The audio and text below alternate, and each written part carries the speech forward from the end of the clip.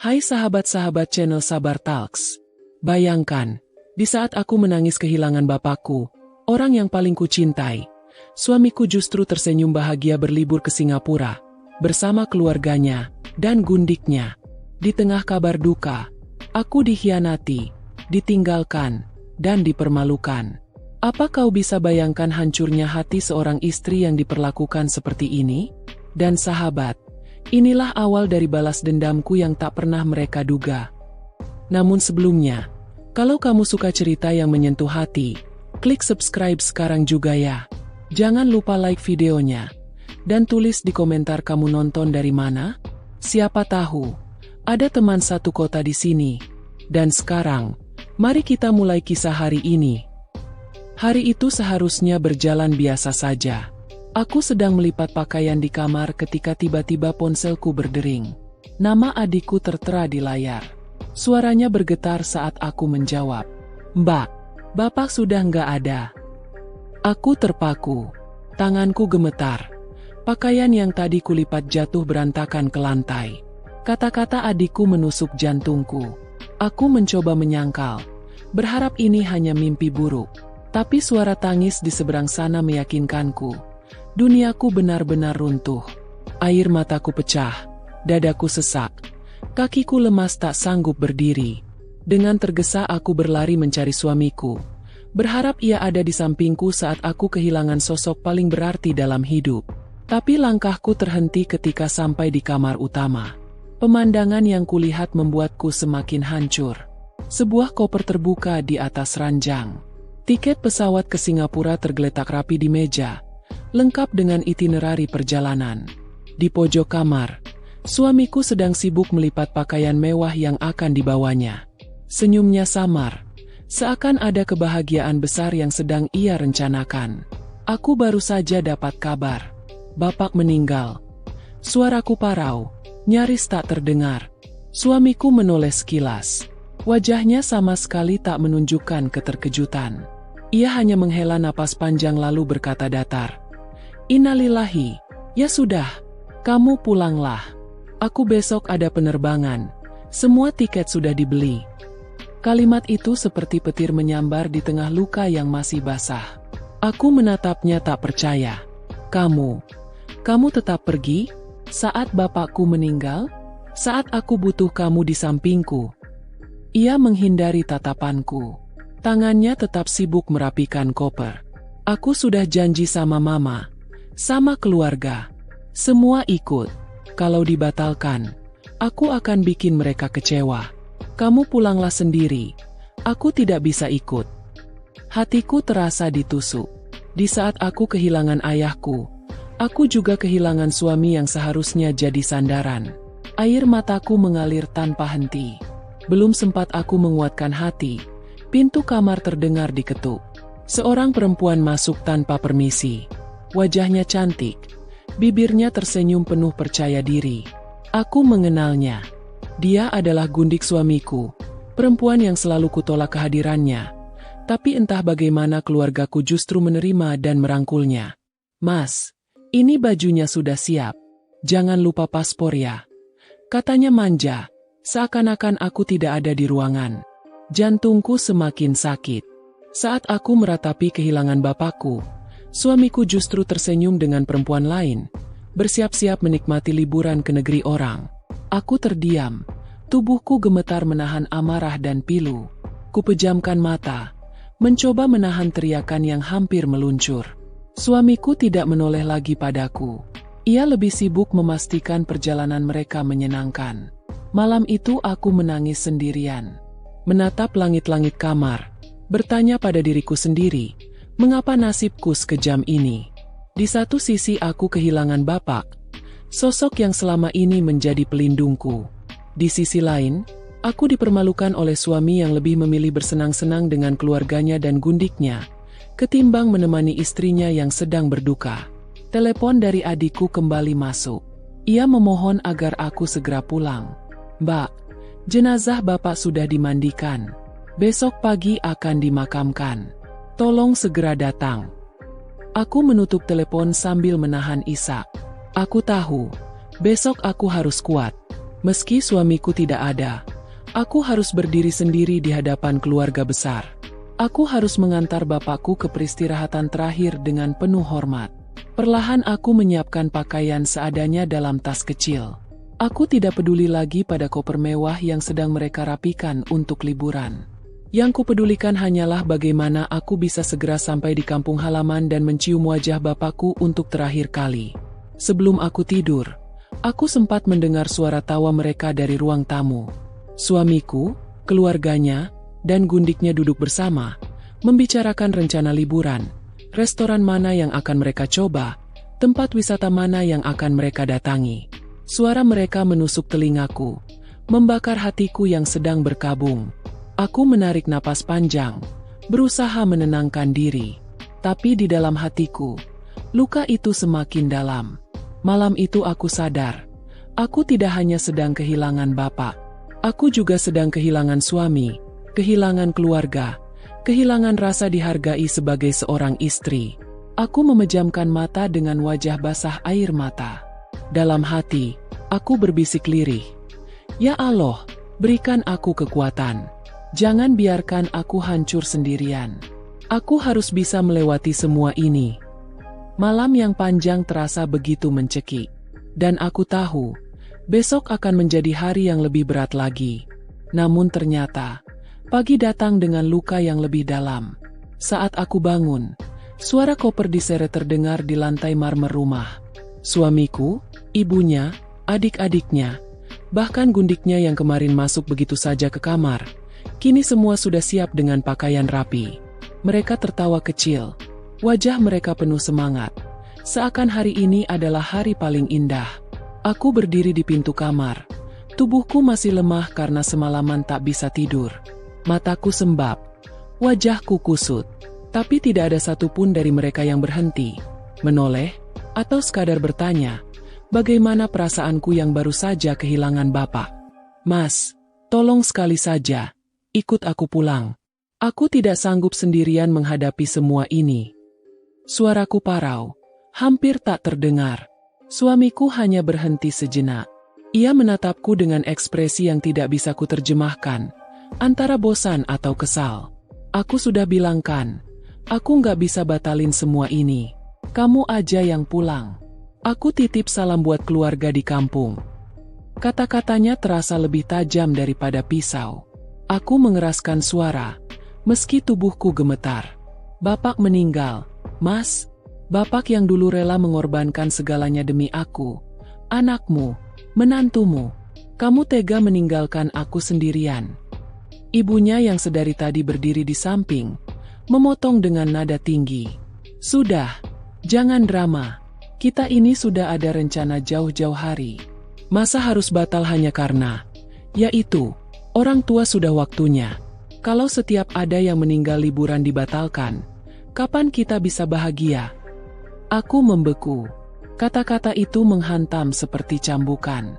Gundik itu ikut tersenyum, seakan menikmati penderitaanku. Aku tidak tahan lagi. Aku hanya menunduk, menahan air mata, lalu berbalik masuk ke kamar. Aku tidak ingin mereka melihatku hancur.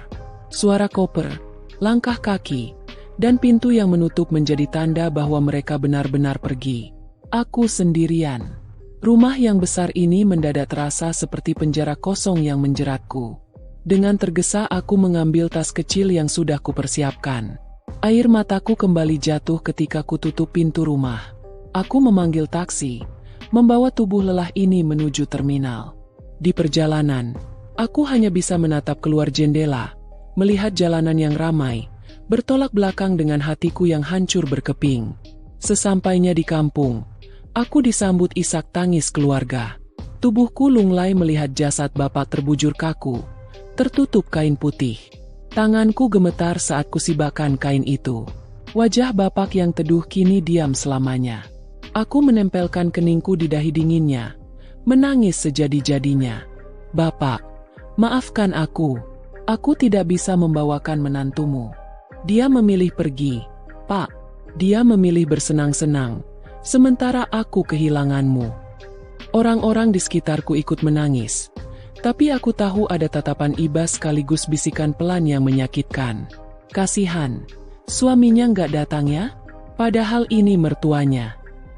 Bisikan itu terdengar di telingaku, menusuk hati.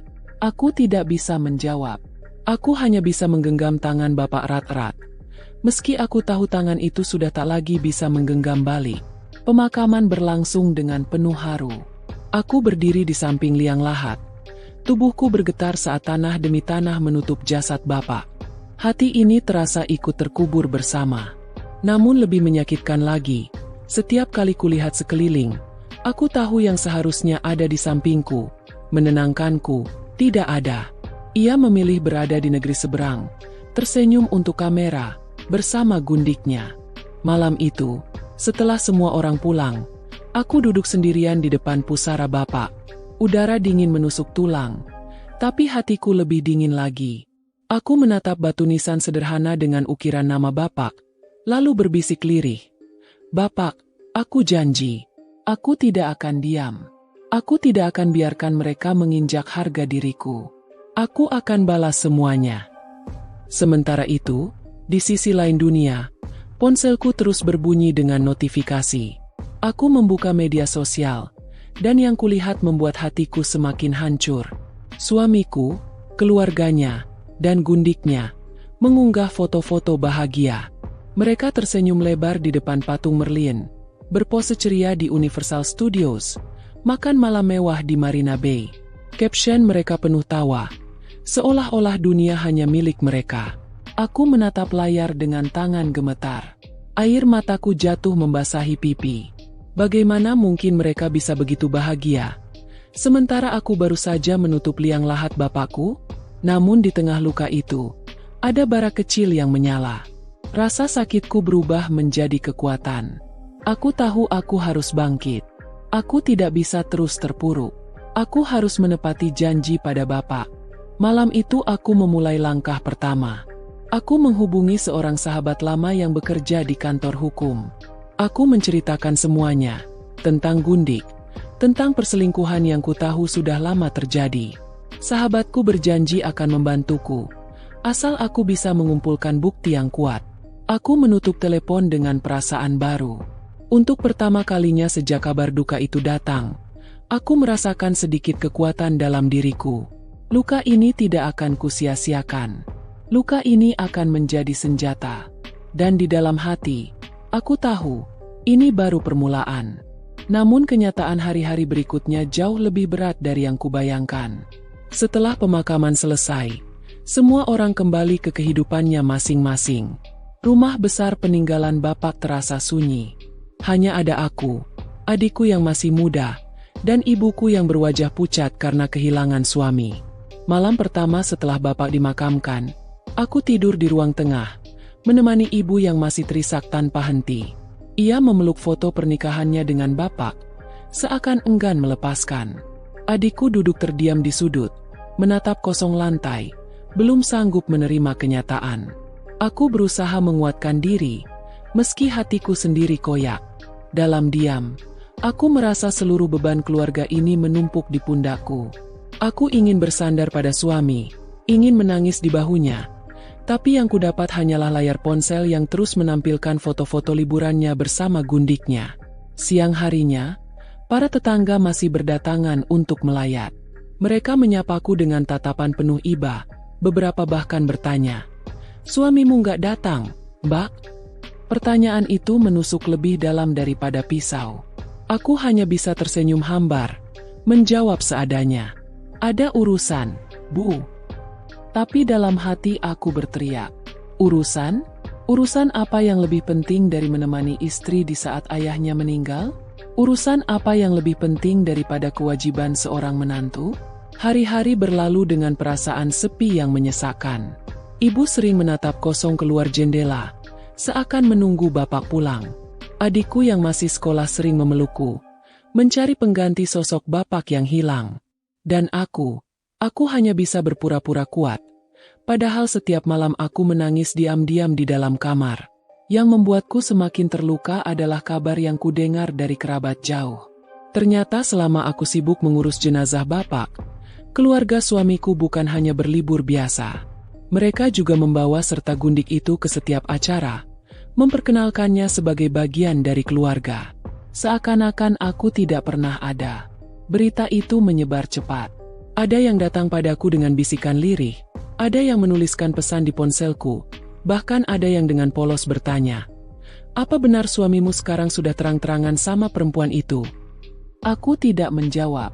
Aku hanya tersenyum pahit. Tapi di dalam dada, api amarah berkobar makin besar. Suatu malam, aku duduk sendirian di teras rumah bapak. Angin malam dingin menusuk, membawa suara jangkrik yang seakan ikut meratap bersamaku. Aku menatap langit gelap, mengingat lagi janji yang kuucapkan di pusara bapak. Aku tidak akan diam. Aku akan balas mereka.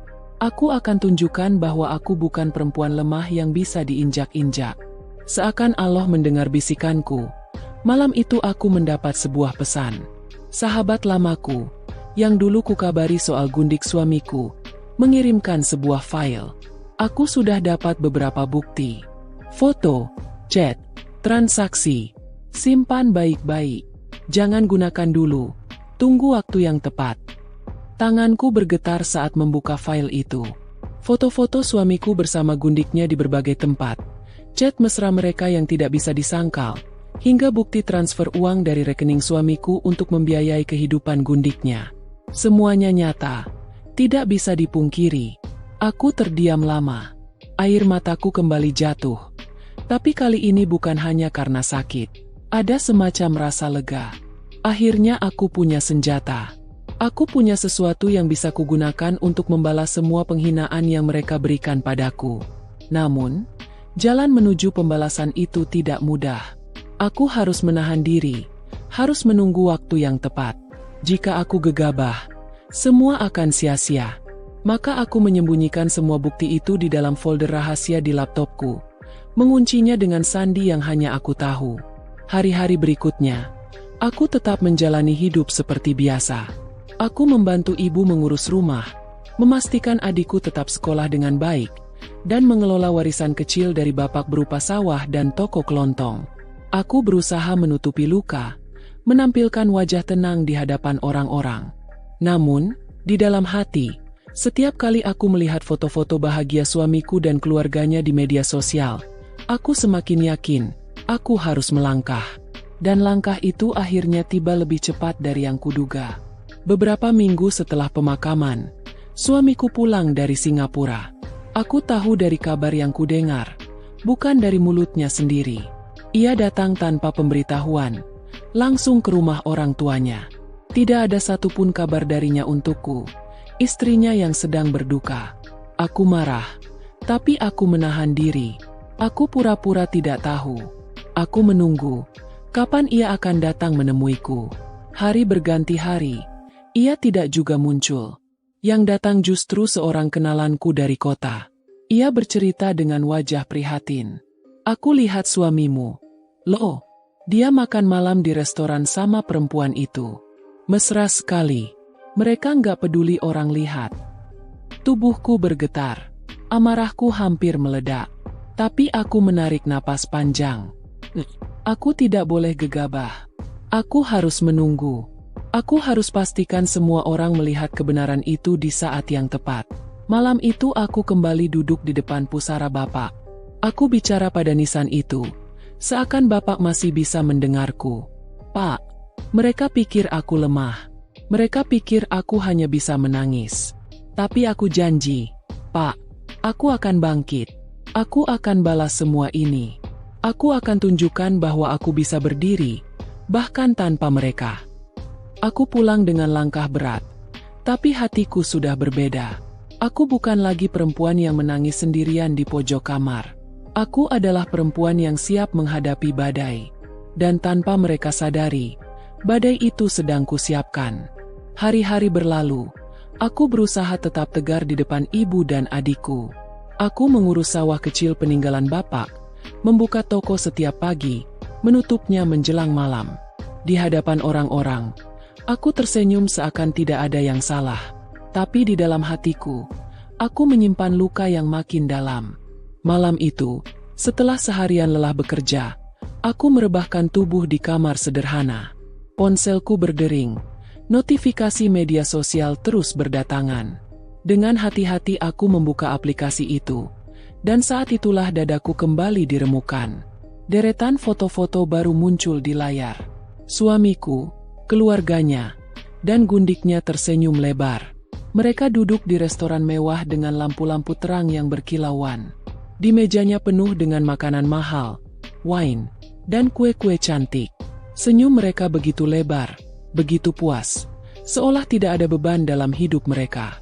Caption yang tertulis di salah satu foto itu membuat tanganku gemetar. Family dinner. Bahagia itu sederhana, asal bersama orang-orang tersayang. Orang-orang tersayang? Siapa yang mereka maksud? Gundik itu? Perempuan yang merampas suamiku, menghancurkan rumah tanggaku, dan kini duduk santai seolah bagian dari keluarga sah? Aku menggigit bibir sampai berdarah. Rasanya kepalaku berdenyut. Mataku panas. Aku ingin berteriak, ingin membalas komentar itu dengan kebenaran. Tapi aku menahan diri. Tidak, belum saatnya. Aku terus menggulir layar. Ada foto mereka berpose di depan mobil mewah, dengan senyuman bangga. Ada pula video singkat. Suamiku memegang tangan gundiknya sambil tertawa, diikuti suara riang keluarga yang lain. Sementara itu, aku hanya duduk sendirian di kamar dengan ponsel butut, mengenakan pakaian sederhana, masih berduka karena kehilangan bapak. Perbandingan itu menamparku keras.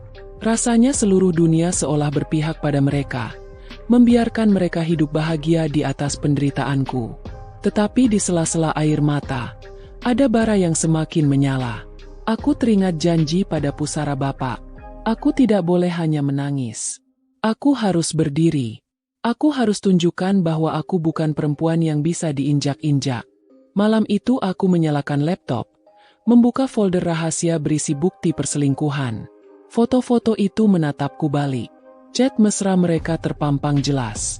Bukti transfer uang yang jumlahnya tidak kecil membuatku sadar.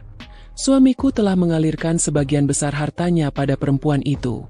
Aku menatap layar lama sekali, sampai air mataku mengering. Lalu, aku menutup laptop dengan tekad baru. Belum saatnya aku membuka semua ini.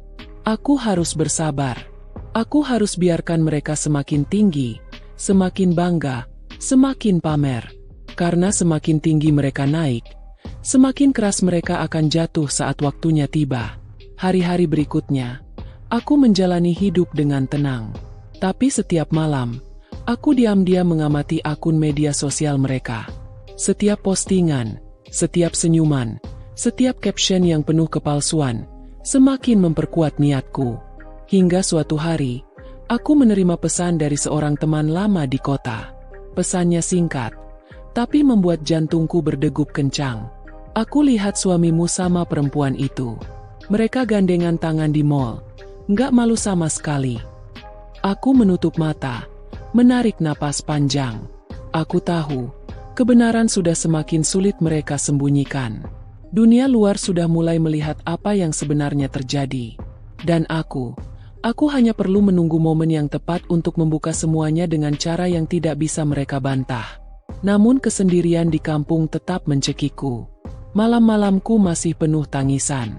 Setiap kali aku melihat ibu termenung di kursi goyang, atau adikku menahan rindu pada bapak, hatiku kembali hancur.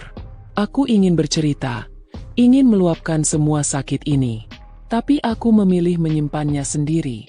Aku tidak mau menambah beban ibu dan adikku. Biarlah mereka melihatku sebagai perempuan kuat, meski sebenarnya hatiku porak-poranda. Suatu malam, aku kembali ke pusara bapak. Aku duduk di tanah dingin, menatap nisan sederhana itu dengan mata sembab. Angin malam berhembus pelan, membawa bau tanah basah. "Pak," bisikku lirih. Mereka semakin berani. Mereka semakin terang-terangan. Tapi aku tidak akan menyerah. Aku akan balas semua ini, Pak. Aku janji. Aku menunduk. Air mataku jatuh membasahi tanah di depan nisan itu. Dan di saat itulah aku merasa, entah bagaimana, ada kekuatan yang mengalir dalam diriku. Kekuatan yang membuatku yakin, aku tidak sendirian. Aku pulang dengan langkah mantap. Malam itu aku tidur lebih nyenyak dari biasanya. Karena aku tahu, badai yang kusimpan di dalam dada semakin siap untuk dilepaskan. Dan tanpa mereka sadari, semua mata sebenarnya sudah mulai mengawasi. Karena setiap senyuman yang mereka pamerkan di media sosial, perlahan-lahan berubah menjadi tontonan yang membangunkan pertanyaan.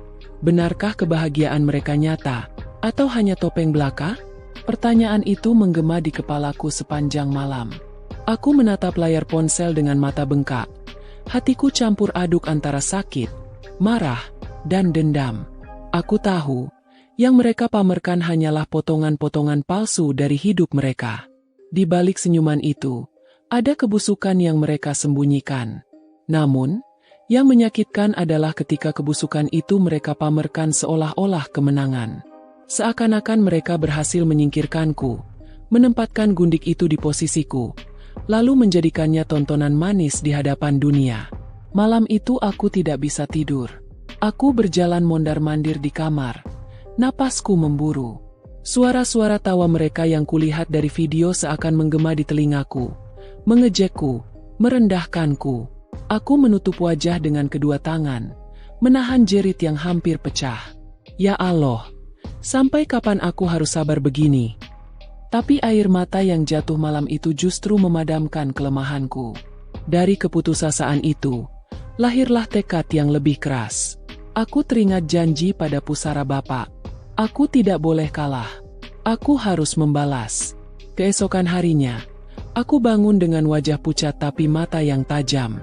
Aku menemui sahabat lamaku, seorang perempuan tegas yang bekerja di firma hukum. Kami bertemu di sebuah kafe kecil di kota. Dia menatapku lama sebelum akhirnya berkata, "Kamu harus kuat. Semua bukti yang sudah kita kumpulkan ini bisa jadi senjata. Tapi jangan gunakan sembarangan. Kalau kamu salah langkah, mereka akan balik menyerangmu." Aku mengangguk. Aku tahu, tapi aku juga tidak bisa hanya duduk diam. Aku harus lakukan sesuatu. Aku tidak bisa biarkan mereka terus merendahkanku. Sahabatku menatapku dalam-dalam, lalu menyodorkan sebuah map tebal. Ini semua bisa menjatuhkan mereka. Tapi waktu yang tepat itu penting. Kamu harus sabar. Aku menggenggam map itu erat-erat, seakan menggenggam masa depanku sendiri. Aku janji, aku akan sabar. Tapi saat waktunya tiba, aku tidak akan ragu. Sepulang dari kafe itu, aku merasa lebih kuat. Namun kekuatan itu kembali diuji sore harinya. Saat aku membuka media sosial lagi, kulihat sebuah unggahan baru. Foto keluarga besar suamiku. Semua berkumpul, mengenakan pakaian mewah, dengan meja penuh hidangan mahal di depan mereka. Dan di tengah foto itu, di samping suamiku, gundik itu berdiri dengan senyum penuh kemenangan. Captionnya membuat darahku mendidih. Keluarga adalah segalanya. Tanganku bergetar. Ponsel hampir terlepas dari genggaman. Aku menatap layar lama sekali, sampai air mataku jatuh tanpa bisa kutahan. Rasanya jantungku diremas. Aku memikirkan ibu di rumah yang masih termenung menatap foto bapak. Aku memikirkan adikku yang sering bertanya, "Mbak, kenapa Mas tidak datang waktu bapak meninggal?" Dan kini aku harus melihat perempuan asing itu berdiri di tengah keluargaku. Seolah-olah dia yang sah, dia yang pantas. Luka itu berubah menjadi bara. Aku menggenggam ponsel erat-erat, lalu berbisik pada diriku sendiri. Baiklah, kalau mereka pikir aku akan diam, mereka salah besar. Aku akan buat mereka menyesal. Aku akan buat mereka hancur dengan cara mereka sendiri. Hari-hari setelah itu aku lalui dengan penuh strategi. Aku mulai menyusun rencana, membicarakan detail dengan sahabatku yang mengerti hukum. Aku menyimpan bukti-bukti baru setiap kali ada kabar atau foto yang sampai padaku. Aku bahkan meminta beberapa kenalan untuk diam-diam mengawasi gerak-gerik suamiku. Dan semakin lama, semakin jelas. Suamiku bukan hanya mengkhianatiku. Ia juga mengalirkan banyak uang untuk membiayai gaya hidup gundiknya. Uang yang sebagian besar berasal dari usaha keluarga yang selama ini juga kujaga. Malam-malamku tidak lagi penuh tangisan. Kini aku melewati malam dengan catatan-catatan, rencana-rencana, dan perhitungan matang. Aku belajar menahan emosi, menyembunyikan luka, agar aku bisa menyerang dengan tepat. Namun, di balik semua itu, ada rasa sakit yang tidak bisa hilang. Setiap kali aku duduk di depan pusara Bapak, aku masih menangis. Aku masih merasa sendirian. Tapi di sela tangis itu, aku semakin yakin. Pak, aku janji, aku akan balas. Aku tidak akan biarkan mereka menertawakan kita. Aku akan buktikan, darahmu yang mengalir di tubuhku tidak akan pernah menyerah. Dan pada malam yang sunyi itu, dengan mata yang masih basah, aku tahu, waktunya sudah semakin dekat. Badai yang kusimpan tidak lagi bisa kutahan lama-lama. Malam itu, di kamar yang sepi, aku menatap map tebal berisi bukti perselingkuhan suamiku. Tanganku gemetar saat menyusuri halaman demi halaman, dari foto-foto kebersamaan mereka di luar negeri, catatan transfer uang yang mengalir ke rekening gundiknya, hingga percakapan pesan singkat yang jelas-jelas menunjukkan pengkhianatan. Setiap lembar bukti adalah pisau yang menusuk hatiku, tapi sekaligus senjata yang akan kugunakan untuk membalas. Aku memejamkan mata, mengatur napas panjang. Waktunya sudah dekat, bisikku pelan. Keesokan harinya, aku menemui sahabatku lagi. Kami duduk di meja paling pojok sebuah kafe kecil. Suara musik lembut di dalam ruangan tidak cukup untuk menenangkan detak jantungku yang semakin cepat. Sahabatku membuka map itu, membaca dengan teliti. Wajahnya serius, penuh perhitungan. Setelah beberapa menit, ia menutup map dan menatapku lurus. Kalau semua ini kamu buka ke publik, dia akan habis. Tapi kamu harus pikirkan satu hal, kamu siap menanggung perang besar ini? Aku mengangguk. Meski dalam hati ada sedikit keraguan, aku sudah terlalu banyak kehilangan. Sekarang giliranku yang menentukan jalan hidupku sendiri. Dia menghela napas, lalu mendekatkan tubuhnya ke meja. Kalau begitu, kita main catur. Jangan serang langsung. Biarkan mereka merasa aman dulu. Kita tunggu momen di mana semua orang ada. Biar kehancuran mereka jadi tontonan yang jelas. Aku tersenyum tipis. Aku mengerti. Dan aku tahu, momen itu akan segera datang. Hari-hari berikutnya, aku mulai memainkan peranku dengan hati-hati. Aku berpura-pura tenang di hadapan keluarga besar suami. Aku masih menghadiri acara keluarga, meski hatiku ingin berteriak melihat wajah mereka yang pura-pura baik. Yang membuatku semakin kuat adalah kenyataan bahwa gundik itu mulai merasa percaya diri. Ia sering muncul di acara keluarga, mengenakan perhiasan mahal yang jelas-jelas dibelikan suamiku. Ia tersenyum angkuh, seakan menantangku untuk menyerangnya di depan orang banyak. Aku hanya menunduk, pura-pura tak peduli. Tapi dalam hati aku berbisik, tertawalah sepuasmu sekarang. Karena sebentar lagi, semua mata akan melihat siapa kamu sebenarnya. Malam itu aku duduk di depan cermin, menatap wajahku sendiri. Wajah seorang perempuan yang pernah rapuh, kini berubah menjadi tajam. Aku berlatih tersenyum tenang, berlatih menatap mata lawan tanpa gentar. Aku tahu, balas dendamku tidak boleh dilakukan dengan emosi meledak-ledak. Itu akan membuatku terlihat lemah.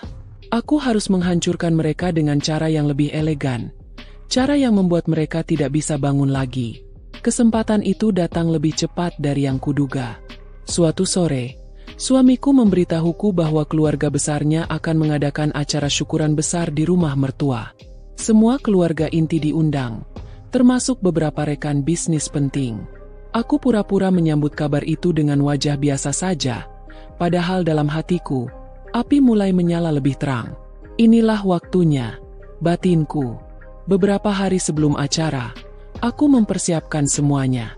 Aku memindahkan sebagian bukti ke flash disk, lalu menyimpan sisanya di tempat aman. Aku bahkan membuat salinan yang kusimpan di tangan orang yang bisa kupercaya, untuk jaga-jaga jika terjadi sesuatu padaku. Malam menjelang acara itu, aku kembali ke pusara Bapak. Angin berhembus pelan. Suara jangkrik terdengar samar. Aku menunduk, menyentuh tanah yang masih lembab, dan berbisik lirih. Pak, besok aku akan mulai. Doakan aku kuat. Doakan aku bisa membuat mereka menyesal telah merendahkan kita. Aku tidak akan berhenti sebelum nama kita kembali dihormati. Air mata menetes lagi, tapi kali ini bukan air mata kelemahan. Ini adalah air mata tekad. Dan akhirnya, hari itu tiba. Rumah besar mertua dipenuhi orang. Tenda megah didirikan di halaman. Meja panjang dipenuhi makanan mewah. Semua orang berpakaian rapi, dengan wajah ceria. Musik tradisional mengalun lembut, menyambut tamu-tamu penting yang datang. Aku melangkah masuk dengan gaun sederhana berwarna hitam, elegan namun tidak mencolok. Semua mata sempat menoleh, tapi aku tetap berjalan tenang. Di seberang ruangan, aku melihat suamiku berdiri gagah, tersenyum sambil menyambut tamu. Di sampingnya, gundik itu berdiri dengan gaun merah menyala, senyum angkuh di bibirnya. Mereka tampak seperti pasangan raja dan ratu, menikmati panggung kebahagiaan palsu mereka. Aku menahan napas, menatap mereka sebentar, lalu beralih menyapa beberapa keluarga yang lain. Aku tahu, waktuku sudah semakin dekat. Sore itu, acara berlangsung meriah. Orang-orang tertawa, berbincang, dan makan dengan lahap. Gundik itu beberapa kali menatapku dengan tatapan meremehkan, lalu tersenyum penuh kemenangan di depan tamu. Aku hanya membalas dengan senyum tipis, tanpa sepatah kata pun. Namun di dalam dadaku, jantung berdegup keras. Aku tahu, sebentar lagi badai yang kutahan akan pecah. Dan sekali pecah, tidak akan ada yang bisa menghentikannya. Aku berdiri di sudut ruangan, menatap setiap gerak-gerik mereka. Musik tradisional yang lembut dan tawariang para tamu tidak bisa menutupi rasa panas yang menjalari tubuhku. Di tengah keramaian, suamiku tampak begitu percaya diri. Dengan kemeja mahalnya, ia menyapa satu persatu rekan bisnis. Gundik itu menempel di lengannya, menyodorkan senyum manis seolah-olah dialah nyonya rumah. Dan yang lebih menyakitkan, sebagian keluarga besar menerima kehadirannya tanpa rasa malu. Aku mengepalkan tangan di balik gaunku, menahan diri agar tidak terburu-buru. Beberapa saat kemudian, seorang paman dari pihak suami mendekatiku. "Kamu masih kuat, Nak? Aku tahu apa yang mereka lakukan. Tapi bersabarlah, mungkin ini semua ada hikmahnya." Aku menatap wajah pamanku itu. Matanya tulus, tapi aku hanya tersenyum tipis. "Iya, Paman. Aku sudah terbiasa sabar. Tapi hari ini, mungkin aku tidak akan terlalu sabar lagi." Paman itu terdiam, seolah menangkap sesuatu dari nada suaraku. Namun ia tidak bertanya lebih jauh. Acara semakin meriah. Suara MC menggema, memperkenalkan suamiku untuk memberikan sambutan. Semua orang bertepuk tangan. Suamiku berdiri di panggung kecil, wajahnya berseri-seri. Gundik itu berdiri di sampingnya, pura-pura rendah hati padahal jelas ia haus sorotan. "Terima kasih atas kehadiran keluarga dan sahabat semua," suara suamiku lantang. "Hari ini adalah hari syukur kami, atas segala berkat yang Tuhan limpahkan." Aku merasakan panas di tenggorokan. Syukur? Berkat? Kata-kata itu seperti pisau yang menusuk lebih dalam. Aku menoleh pada sahabatku yang duduk di belakang. Ia mengangguk pelan, memberikan isyarat bahwa semua sudah siap. Flash disk berisi bukti ada di tangannya, tersambung ke laptop yang sudah terhubung dengan layar proyektor besar di depan ruangan. Aku menarik napas dalam-dalam. Saat suamiku masih berbicara tentang keluarga yang harmonis, aku memberi kode. Dan dalam hitungan detik, layar besar yang tadinya menampilkan foto keluarga berubah. Gambar pertama yang muncul adalah sebuah tangkapan layar. Sebuah pesan singkat dari suamiku kepada gundiknya. "Sayang, aku sudah transfer. Nikmati belanja di Singapura. Aku ingin kau tampil lebih cantik dari istriku." Ruangan mendadak hening. Tawa dan tepuk tangan berhenti. Semua mata menoleh ke layar, lalu beralih ke wajah suamiku yang tiba-tiba pucat. Suamiku tertegun di panggung, sementara gundik itu menegang, mencoba menyembunyikan wajah paniknya. Belum sempat mereka bereaksi, layar berganti lagi. Kali ini rekaman foto-foto mereka di Singapura, bergandengan tangan, berciuman di tempat umum, berpose mesra di hotel. Teriakan kecil terdengar dari beberapa tamu. Bisik-bisik mulai bergaung. Aku bisa melihat wajah ibu mertua menegang. Matanya membelalak tak percaya. Dan kemudian layar menampilkan bukti transfer bank. Jumlah besar uang yang dikirim ke rekening Gundik. Berulang kali. Suara gaduh semakin keras. Beberapa keluarga menutup mulut. Sebagian rekan bisnis berbisik satu sama lain dengan wajah sinis. Suamiku mencoba meraih mikrofon lagi. Suaranya bergetar. Ini tidak benar. Ini fitnah. Tapi sebelum ia selesai bicara, layar menampilkan video pendek. Rekaman suara dari telepon. Suara suamiku sendiri. Jelas sekali. Kamu sabar ya. Sebentar lagi aku ceraikan dia. Kamu yang akan jadi ibu rumah tangga di keluarga ini. Kali ini, teriakan histeris benar-benar pecah. Gundik itu berusaha turun dari panggung. Tapi semua mata sudah menatapnya dengan jijik. Aku berdiri dari kursiku, berjalan pelan ke arah panggung. Langkahku mantap. Gaun hitamku bergoyang mengikuti gerakan. Semua orang menoleh padaku, seakan menunggu apa yang akan kulakukan. Aku berdiri tepat di depan suamiku. Mataku menatapnya lurus, dingin, tanpa sedikit pun getar. Syukuran, katamu? Suaraku tenang tapi menusuk. Syukuran atas apa? Atas pengkhianatanmu? Atas keberanianmu menodai nama keluarga ini? Atau syukuran karena kau pikir aku akan diam selamanya? Suamiku terdiam, wajahnya memucat. Gundik itu menunduk, tangannya gemetar. Aku menoleh ke arah para tamu. Inilah wajah asli mereka. Di saat bapakku meninggal, mereka memilih berlibur. Di saat aku menangis, mereka tertawa di negeri orang. Dan hari ini, mereka berdiri di depan kalian seolah-olah pasangan terhormat. Suasana berubah kacau. Beberapa keluarga langsung meninggalkan ruangan dengan wajah marah. Rekan bisnis suamiku berbisik tajam. Jelas-jelas menilai reputasi yang runtuh. Aku menatap layar yang kini menampilkan foto terakhir. Aku berdiri di samping pusara bapak dengan wajah sembab. Ini yang mereka lupakan, kataku dengan suara bergetar. Aku mungkin hanya seorang istri yang mereka anggap lemah. Tapi aku anak dari seorang lelaki yang mengajarkanku harga diri. Dan aku tidak akan pernah biarkan nama bapakku diinjak-injak. Ruangan terdiam lagi. Hanya suara tangis kecil dari beberapa anggota keluarga yang masih syok. Aku meletakkan mikrofon, lalu melangkah turun dari panggung dengan kepala tegak. Di belakangku, aku bisa mendengar suara-suara mulai meninggi. Suamiku mencoba membela diri. Gundik itu menangis memohon pengertian. Tapi aku tidak lagi peduli. Aku berjalan keluar dari ruangan itu. Malam yang berangin menyambutku dengan dingin. Tapi dadaku terasa lebih lega. Badai yang kutahan akhirnya pecah. Dan kehancuran mereka baru saja dimulai. Aku melangkah meninggalkan ruangan pesta itu. Melewati tenda megah dan lampu gantung yang masih berkilauan. Tapi di belakangku, semua cahaya itu berubah jadi panggung kehinaan bagi suamiku dan Gundiknya. Suara gaduh semakin menjauh dari telingaku. Tapi jelas sekali suasananya kacau.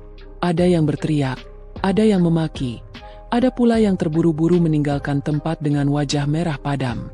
Udara malam yang dingin menusuk kulitku. Tapi dada ini terasa lega untuk pertama kalinya setelah sekian lama. Aku menarik napas panjang, menatap ke langit gelap yang penuh awan. Seolah-olah Allah sedang menyaksikan semuanya, dan membiarkanku menyelesaikan janji yang kubuat di pusara bapak. Namun, aku tahu ini baru awal. Keesokan harinya, berita tentang pesta itu menyebar cepat. Tak perlu waktu lama, semua keluarga besar tahu. Bahkan rekan bisnis suamiku pun mendengarnya. Foto-foto layar proyektor yang menampilkan bukti perselingkuhan beredar di grup WhatsApp keluarga, lalu menyebar ke kalangan lebih luas. Pagi itu aku duduk di ruang tamu, memandangi secangkir kopi yang sudah dingin. Sahabatku datang membawa kabar. Ia meletakkan koran lokal di meja, menunjuk satu artikel kecil di halaman tengah. Lihat, sudah ada yang menulis. Pengusaha sukses diguncang isu perselingkuhan dan skandal keuangan. Ini baru awal. Reputasi dia akan hancur lebih cepat dari yang kau kira. Aku menatap tulisan itu lama sekali. Rasanya aneh. Ada kepuasan, tapi juga sedikit perih. Karena bagaimanapun, lelaki yang dihina di koran itu adalah orang yang pernah kupanggil suami. Dia pantas dapat ini, gumamku akhirnya. Dia pantas merasakan sakit yang pernah dia berikan padaku. Sahabatku mengangguk. Dan percayalah, ini baru permukaan. Begitu rekan bisnisnya tahu uang perusahaan dipakai untuk membiayai Gundik, mereka tidak akan tinggal diam. Benar saja, 2 hari kemudian, telepon masuk bertubi-tubi. Beberapa anggota keluarga menelepon dengan suara panik. Mereka bercerita kalau salah satu proyek besar yang dikerjakan suamiku dibatalkan sepihak. Rekan bisnis asing menarik diri, dengan alasan tidak ingin namanya tercemar. Aku mendengarkan semua kabar itu dengan tenang. Setiap patah kata mereka bagaikan angin sepoi yang menenangkan luka lama di hatiku. Namun, ternyata tidak hanya suamiku yang terguncang. Keluarganya pun terkena imbas. Di pasar, orang-orang mulai berbisik ketika bertemu dengan ibu mertua. Saudara-saudara yang tadinya begitu angkuh mulai kehilangan muka. Malam itu, aku mendapat pesan singkat dari salah satu sepupu suamiku. "Kak, tolonglah, jangan biarkan semua orang tahu. Ini memalukan untuk keluarga besar." Aku menatap pesan itu lama, lalu mengetik balasan singkat. "Malu. Aku sudah malu sejak lama, ketika mereka membiarkan aku diperlakukan seperti sampah. Sekarang biar mereka merasakan sendiri." Hari-hari berikutnya semakin panas. Suamiku mencoba menghubungiku berkali-kali, tapi aku tidak pernah mengangkat. Aku tahu dia panik. Aku tahu dia butuh aku untuk menyelamatkan wajahnya. Tapi aku sudah berjanji, aku tidak akan lagi jadi tameng bagi pengkhianat. Sampai akhirnya, suatu sore, ia datang langsung ke rumah ibuku. Aku sedang duduk di teras ketika mobil mewahnya berhenti di depan. Dari dalam, ia keluar dengan wajah kusut, jauh dari penampilan gagah yang biasa ia pamerkan. "Boleh kita bicara?" Suaranya berat, nyaris memohon. Aku menatapnya dingin, tidak beranjak dari kursi. "Bicara saja, tidak perlu masuk." Dia menunduk sebentar, lalu mendekat. Aku minta maaf. Semua yang terjadi, aku menyesal. Aku salah. Aku terbawa emosi. Aku tergoda. Aku bodoh." Aku tersenyum sinis. "Bodoh? Kau menyebut itu bodoh? Kau mengkhianati aku di saat bapakku meninggal. Kau berlibur dengan Gundikmu ketika aku menangis sendirian di rumah duka. Itu bukan bodoh. Itu kejam." Dia terdiam. Matanya memerah. Suaranya bergetar. "Aku sudah hancur sekarang. Rekan bisnis meninggalkanku. Keluarga besar memandang rendah aku. Bahkan perempuan itu." Dia terhenti sejenak, menahan napas. Dia juga pergi. Dia tinggalkan aku begitu saja. Aku menatapnya lama, meneliti setiap garis wajahnya. Lelaki ini, yang dulu kuanggap pelindung, kini tampak kecil dan menyedihkan. "Lalu kau ingin aku apa?" tanyaku pelan. Dia menelan ludah, lalu berbisik, Tolong aku bangkit lagi. Aku janji, aku akan berubah." Aku tertawa getir, tawa yang penuh luka, tapi juga penuh kekuatan. "Bangkit? Kau ingin bangkit di atas puing yang kau buat sendiri? Kau salah orang. Aku bukan lagi perempuan yang bisa kau paksa untuk menopangmu." Aku berdiri, menatapnya lurus. "Kau jatuh karena pilihanmu sendiri, dan kau akan tetap jatuh. Itu harga dari pengkhianatanmu." Suamiku menutup wajah dengan kedua tangan, bahunya terguncang. Untuk pertama kalinya, aku melihat dia benar-benar hancur. Tapi anehnya, tidak ada belas kasihan di hatiku. Yang ada hanya rasa lega. Malam itu, setelah ia pergi dengan langkah gontai, aku duduk di kamar, menatap cermin. Air mataku jatuh, bukan karena sedih, tapi karena lega. Aku telah menepati janji pada Bapak. Aku telah menunjukkan bahwa aku bisa berdiri tegak. Bahkan ketika semua mencoba menjatuhkanku. Hari demi hari berlalu, dan kabar kehancuran suamiku semakin meluas. Usahanya merugi, rumah tangganya hancur, reputasinya tercoreng. Gundik yang dulu dielu-elukan lenyap entah kemana. Dan aku tetap berdiri. Luka itu masih ada, tapi luka itu yang membuatku lebih kuat. Aku tahu, ini bukan akhir. Hidupku masih panjang, dan aku harus menata kembali langkahku. Tapi satu hal yang pasti, aku tidak lagi sama. Aku bukan lagi perempuan yang bisa dipermainkan. Aku adalah perempuan yang bangkit dari luka, dan menjadikannya senjata. Dan di dalam hati, aku berbisik pelan. Pak, aku sudah membalas mereka. Sekarang aku bisa tenang. Aku bisa melanjutkan hidup dengan kepala tegak. Kalimat itu terus terngiang di kepalaku malam itu. Namun ketika aku menutup mata, justru bayangan masa depan yang muncul, bukan masa lalu. Hidupku kini seolah berada di persimpangan. Aku bebas, tapi sekaligus kosong. Pagi berikutnya, aku memutuskan sesuatu yang mungkin tak pernah terpikirkan sebelumnya. Aku harus benar-benar memulai jalan baru, bukan hanya duduk di atas kehancuran suamiku sambil menikmati balas dendam. Karena jika aku berhenti di sini, berarti aku sama saja hidup dalam lingkaran sakit hati. Aku mengambil map biru dari lemari, map yang berisi semua sertifikat dan dokumen tanah yang dulu sering diremehkan mertua. Semua itu adalah hasil kerja keras bapak dan sedikit warisan ibu. Dahulu aku tidak pernah menyinggungnya, karena aku percaya suami bisa membawaku pada kehidupan yang cukup. Tapi kini, aku sadar, semua harta itu bukan sekadar aset. Itu adalah pijakan untuk bangkit. Sore itu aku pergi ke kantor notaris. Udara panas, jalanan macet, namun langkahku ringan. Aku menandatangani beberapa dokumen penting, mengubah kepemilikan tanah menjadi badan usaha kecil atas namaku. PT Cahaya Arunika, begitu aku menamainya. Sebuah cahaya pagi yang baru, simbol bahwa aku tidak lagi hidup dalam gelapnya pengkhianatan. Tentu saja kabar ini cepat sampai ke telinga suamiku, atau mungkin lebih tepatnya, mantan suami, karena surat cerai sudah kutandatangani. Malamnya, dia datang lagi. Kali ini tidak ke rumah ibuku, melainkan menunggu di depan gerbang perumahan notaris. Wajahnya lebih lusuh daripada terakhir kulihat. "Kenapa kau lakukan ini?" tanyanya. Suaranya penuh amarah bercampur putus asa. "Lakukan apa?" Aku menatapnya datar. "Mendirikan perusahaan sendiri. Kau ingin melawan aku? Kau ingin mempermalukan aku lebih jauh." Aku tertawa kecil. "Kau pikir semua tentang kau? Ini tentang aku. Tentang hidupku yang harus kutata lagi setelah kau hancurkan." Dia terdiam. Rahangnya mengeras, matanya merah, tapi tidak ada kata yang keluar. Aku menatapnya sebentar, lalu berjalan pergi. Untuk pertama kalinya, aku merasa lebih tinggi darinya, meski tubuhku jauh lebih kecil. Hari-hari berikutnya dipenuhi dengan kesibukan. Aku mencari karyawan kecil, anak-anak muda yang menganggur tapi mau belajar. Aku mengajak mereka mengelola tanah yang kupunya. Sebagian dijadikan rumah kontrakan, sebagian lagi ruko kecil. Modalnya memang terbatas, tapi niatku besar.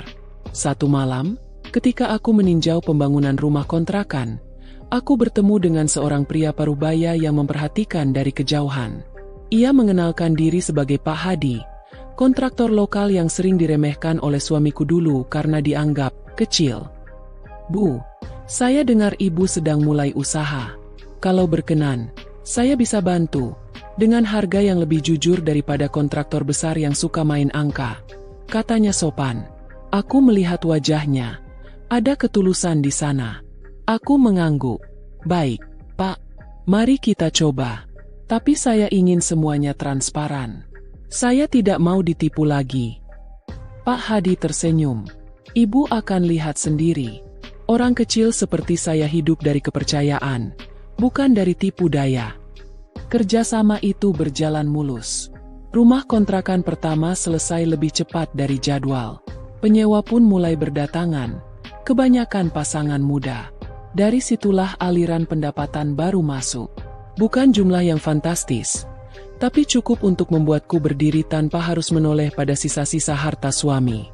Namun, hidup tidak selalu mulus. Suatu sore, aku mendapat kabar mengejutkan dari sahabatku. "Kau tahu, Mantan suamimu marah besar karena banyak investor lama yang sekarang mendekat ke perusahaanmu. Dia bilang kau mencuri mereka. Aku terdiam. Aku tidak pernah mencuri. Mereka yang datang sendiri. Ya, tapi di matanya, keberhasilanmu adalah ancaman. Dia tidak akan tinggal diam. Dan benar saja. Malam berikutnya, aku menerima surat somasi dari kuasa hukumnya. Isinya tuduhan bahwa aku menggunakan harta bersama untuk modal usaha tanpa persetujuan. Tuduhan keji yang jelas-jelas salah, karena tanah itu adalah warisan bapak. Tanganku gemetar membaca surat itu, tapi bukan karena takut, melainkan karena marah. Aku duduk di meja kerja, membuka laci, mengeluarkan satu map merah berisi dokumen warisan. Dengan tangan bergetar, aku menelusuri setiap lembar sertifikat, akta hibah, dan saksi notaris yang jelas tertulis atas namaku. Aku tersenyum getir. Dia pikir bisa menakutiku dengan hukum? Baik, aku akan lawan dengan caraku. Keesokan harinya aku menemui pengacara. Seorang perempuan muda, cerdas, dan tajam, bernama Rani. Ia membaca dokumenku dengan teliti, lalu menatapku. Tenang, Bu, dia tidak punya dasar. Justru kalau kita bawa ini ke pengadilan, dia bisa kena balik, karena tuduhan palsu. Aku menatapnya tak percaya. Benarkah? Ya, dan percayalah, hakim tidak suka melihat lelaki kaya yang menekan perempuan dengan cara licik seperti ini. Aku menghela napas panjang. Untuk pertama kalinya, aku merasa ada orang lain yang berdiri di pihakku secara hukum. Persidangan pertama digelar 2 minggu kemudian. Ruangannya dingin, penuh tatapan. Aku duduk di kursi penggugat, sementara mantan suamiku di kursi tergugat. Dia menatapku tajam, seolah ingin mengintimidasi. Tapi aku menatap balik dengan mata yang sama sekali tidak gentar. Hakim membuka berkas, lalu mempersilakan pengacara masing-masing berbicara. Rani maju dengan tenang, membacakan bukti kepemilikan tanah dan asal-usul warisan. Setiap kata yang keluar dari mulutnya seperti panah yang tepat mengenai sasaran. Mantan suamiku mencoba menyangkal, tapi wajahnya pucat. Semua orang tahu, ia kalah sebelum bertarung. Ketika hakim mengetukkan palu, memutuskan bahwa tuduhan tidak berdasar, aku hampir menitikkan air mata. Bukan karena sedih, melainkan karena lega, dan karena aku tahu, aku baru saja memenangkan sesuatu yang lebih besar dari sekadar harta. Aku memenangkan harga diriku kembali. Malam itu, aku duduk sendirian di teras rumah ibuku. Udara malam sejuk. Bintang-bintang bertaburan di langit. Aku menatap jauh, mencoba merenungi semuanya. Aku sadar, balas dendamku memang sudah terjadi, tapi ternyata Allah memberi lebih dari itu. Aku diberi kesempatan untuk bangkit, membangun jalan baru yang lebih terhormat. Aku diberi kesempatan untuk melihat mantan suamiku jatuh, bukan karena aku mendorongnya, tapi karena dia sendiri menggali lubangnya. Dan di tengah semua itu, aku menemukan diriku sendiri. Aku tidak lagi perempuan lemah yang dulu bergantung pada cinta palsu. Aku adalah perempuan yang bisa berdiri, berjuang, dan menata hidup dari puing. Aku tersenyum, lalu berbisik dalam hati, "Pak, aku tidak hanya membalas mereka. Aku juga belajar hidup tanpa mereka. Dan itu kemenangan terbesar." Namun rupanya kemenangan itu hanyalah pintu gerbang menuju pertarungan yang lebih besar. Beberapa hari setelah persidangan, aku menerima kabar mengejutkan dari Rani, pengacaraku. Ia datang dengan wajah serius, membawa map tebal di tangannya. Ada hal baru yang harus ibu tahu. Mantan suami ibu, dia tidak berhenti. Justru sekarang dia lebih berbahaya. Jantungku berdegup kencang. "Apa maksudmu?" Rani membuka map itu dan menunjukkan serangkaian fotokopi dokumen. Ada laporan keuangan, rekening, bahkan catatan transaksi yang mengatasnamakan perusahaanku. Semua terlihat resmi, lengkap dengan tanda tangan digital yang mirip denganku. Dia memalsukan dokumen ini, lalu melaporkannya ke pihak berwajib. Tuduhannya jelas, pencucian uang. Tanganku langsung dingin. Apa maksudnya? Aku tidak pernah melakukan itu. Semua dananya jelas. Dari warisan Bapak. Rani menatapku tajam, penuh kesungguhan. Aku tahu, tapi ingat, yang kita hadapi bukan sekadar lelaki putus asa. Dia punya uang, jaringan, dan dia rela melakukan apa saja untuk membuatmu hancur. Aku terdiam, menelan ludah. Rasanya dada ini sesak. Aku baru saja merasa bebas. Tapi ternyata kebebasan itu ada harga yang harus kubayar. Hari berikutnya, aku dipanggil ke kantor polisi untuk memberikan klarifikasi. Ruangan penyidik terasa dingin, dindingnya abu-abu, dan tatapan polisi yang menginterogasiku penuh curiga. Aku menjawab sejujur-jujurnya, membawa semua bukti asli warisan dan dokumen usaha. Namun satu pertanyaan membuatku terdiam lama. Bu, dari mana Anda mendapat investor tambahan? Ada beberapa rekening transfer yang nominalnya cukup besar. Aku memejamkan mata, mengingat kembali. Ya, memang ada beberapa teman lama Bapak yang menitipkan uangnya padaku untuk dikelola. Semua atas dasar kepercayaan dan ada perjanjian tertulis sederhana. Tapi di mata hukum yang kaku, semua itu bisa dipelintir. Aku menunduk, berusaha menahan air mata. Itu titipan keluarga sahabat Bapak. Saya hanya mengelola dengan jujur. Tidak ada yang ilegal. Polisi mencatat. Tapi aku bisa merasakan mereka tidak sepenuhnya percaya. Malam itu aku pulang dengan langkah lunglai. Di depan rumah, kulihat banyak tetangga berbisik-bisik. Berita palsu sudah tersebar. Katanya aku dituduh korupsi. Katanya usahaku haram. Katanya aku akan masuk penjara. Aku masuk ke kamar, menutup pintu rapat-rapat. Lalu menutupi wajah dengan kedua tangan. Air mataku pecah. Ya Allah, apa aku kuat menghadapi ini? Apa aku salah memilih jalan bebas? Tapi di tengah tangis, aku teringat wajah Bapak saat dulu selalu menasehatiku. Jangan pernah takut kalau kau benar. Orang boleh menuduh, tapi kebenaran tidak bisa dibunuh. Aku menghapus air mata, duduk tegak, lalu berkata pada diriku sendiri. Baiklah, kalau ini harga dari kebebasan, aku akan membayarnya. Tapi aku tidak akan menyerah. Rani menyusun strategi hukum dengan cepat. Kami menghubungi saksi-saksi, termasuk keluarga sahabat Bapak yang menitipkan uangnya. Mereka rela bersaksi bahwa semua transaksi murni kepercayaan pribadi, tidak ada hubungannya dengan suami atau perusahaannya. Tapi masalah tak berhenti di situ. Suatu sore, rumah ibuku dilempari batu oleh orang tak dikenal. Jendela pecah, suara kaca berhamburan. Ibuku menjerit ketakutan. Aku berlari keluar, hanya melihat dua motor melaju kencang menjauh. Aku gemetar, menahan marah. Aku tahu ini bukan sekadar kebetulan. Ini teror. Aku memeluk ibu yang masih menangis. Sabar, Bu. Semua akan baik-baik saja. Aku janji. Tidak akan ada yang bisa menyentuh kita lagi. Namun dalam hatiku, bara dendam semakin menyala. Kalau dia mau perang, aku tidak akan lari. Aku akan melawan. Persidangan kasus pencucian uang dimulai sebulan kemudian. Ruang sidang penuh sesak. Wartawan berkerumun. Kamera menyorot setiap langkahku. Aku berjalan dengan kepala tegak. Meski di dalam dada, rasa takut dan marah bercampur jadi satu.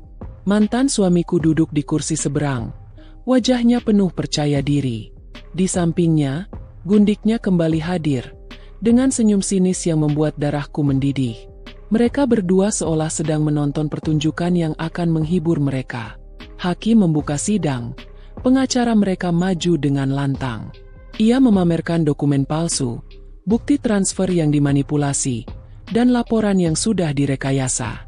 Aku bisa melihat wartawan mulai menulis dengan cepat, seolah kebenaran memang seperti itu. Tapi kemudian Rani berdiri. Dengan suara yang tenang tapi tajam, ia membuka map biru besar, mengeluarkan dokumen asli, saksi-saksi yang sudah siap, dan bukti rekaman percakapan antara aku dan keluarga sahabat Bapak. Ketika saksi pertama berbicara, menjelaskan dengan detail bagaimana uang itu dititipkan dengan sukarela, aku melihat wajah mantan suamiku mulai tegang. Matanya melirik ke kiri dan kanan, seperti mencari jalan keluar. Puncaknya, Rani menyerahkan bukti dari laboratorium forensik digital. Tanda tangan digital dalam dokumen mereka ternyata hasil rekayasa. Suasana ruang sidang meledak. Wartawan berebut memotret. Hakim mengetukkan palu berkali-kali meminta tenang.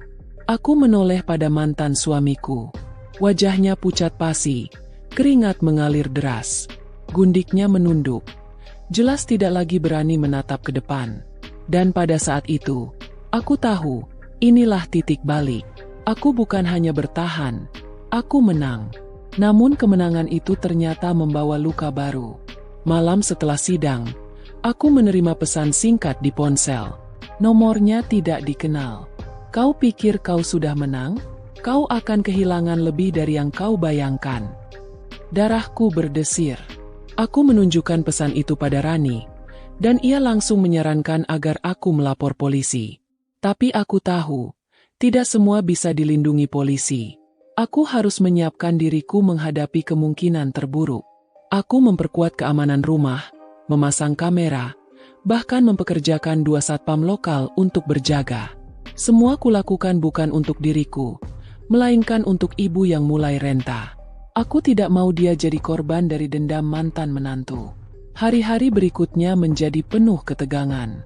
Aku tetap menjalankan usaha, membangun kontrakan baru, menerima penyewa, dan mencoba hidup normal.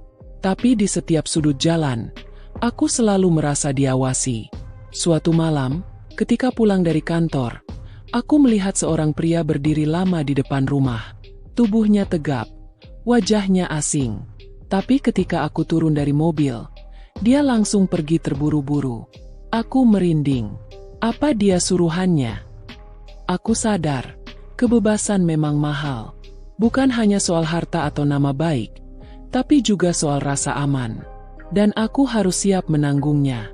Namun di balik semua itu, aku menemukan sesuatu yang tak pernah kuduga, keberanian. Dulu aku selalu menunggu diselamatkan, berharap ada orang yang membelaku.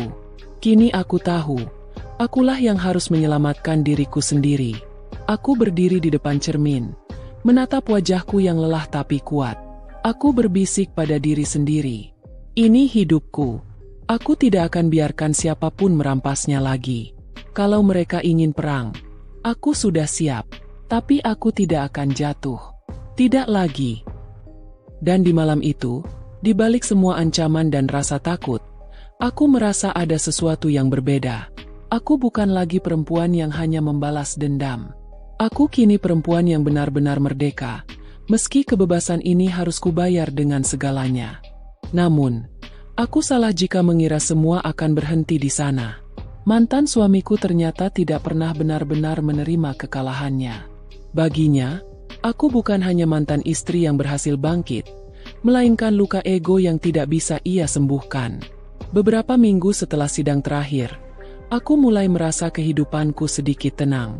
Usaha kontrakan dan ruko berjalan stabil. Rumah ibu sudah lebih aman dengan satpam berjaga. Bahkan aku sempat tertawa kecil saat melihat ibu mulai tersenyum kembali.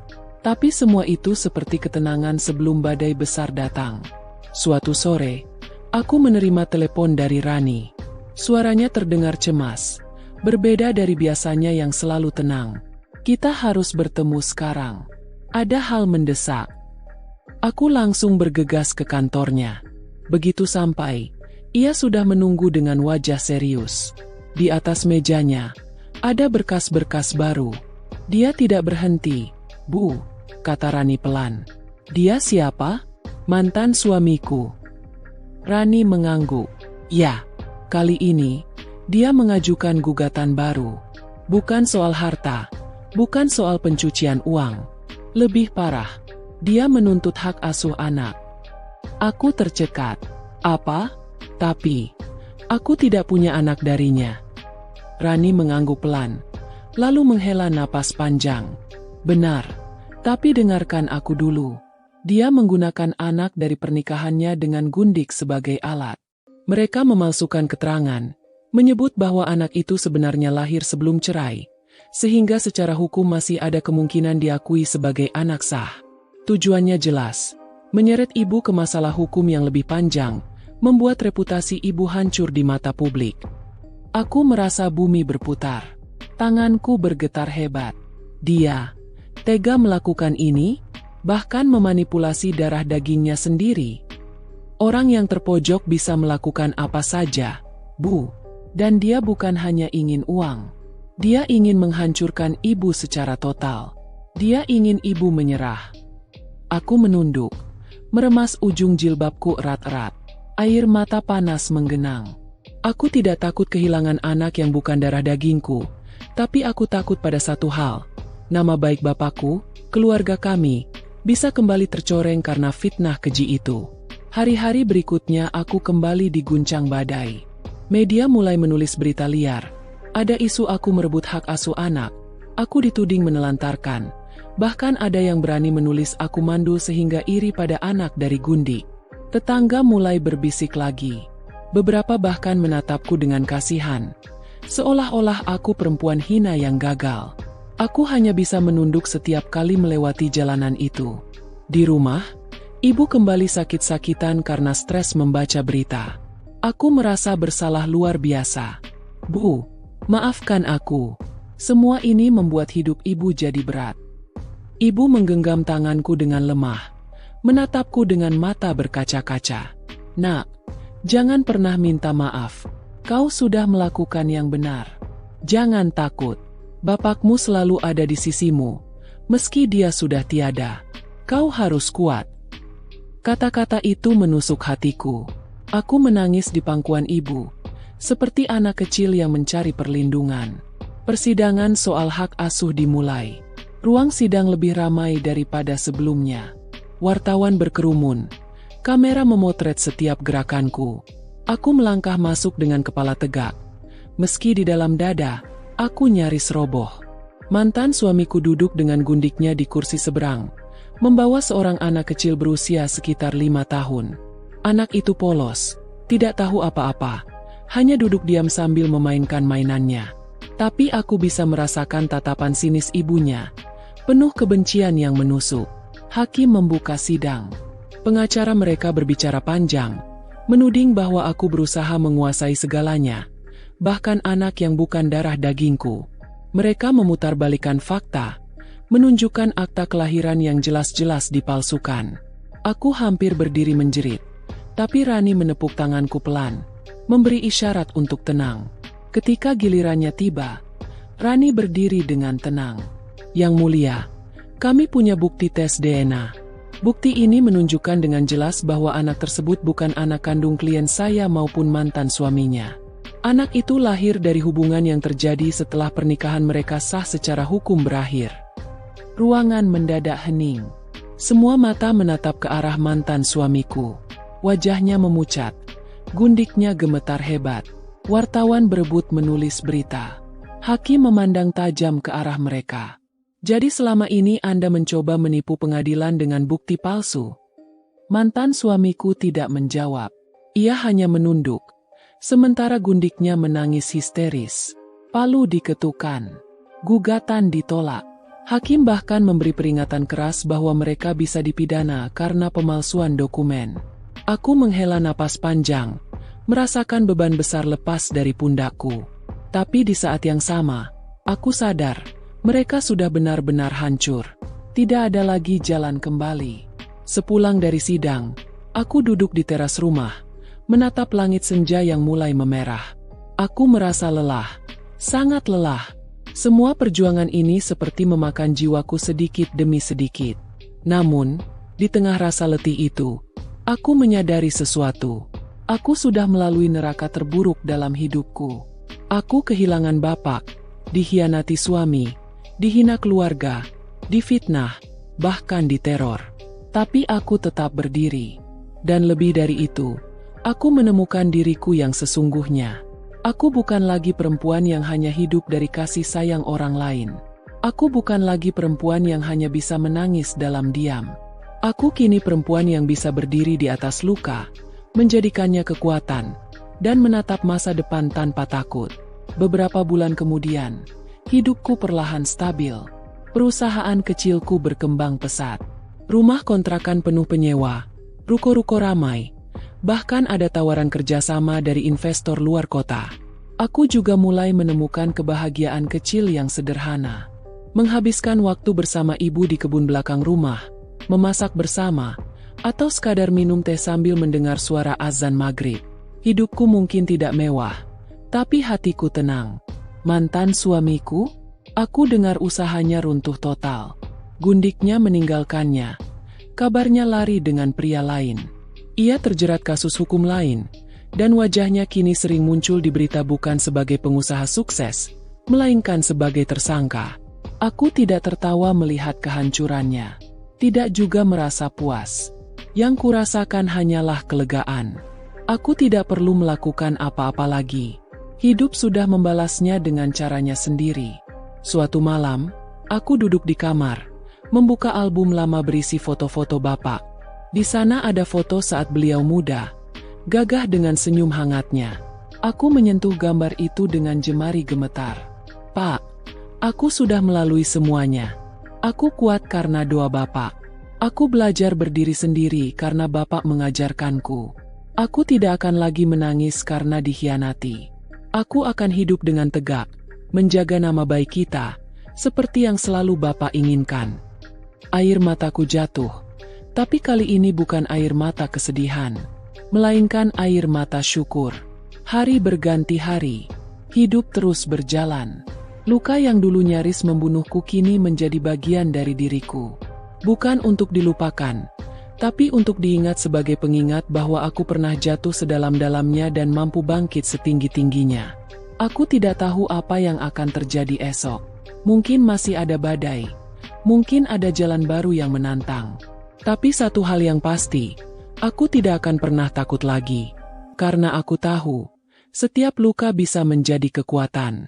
Setiap air mata bisa menjadi doa. Dan setiap pengkhianatan bisa menjadi awal dari kebangkitan.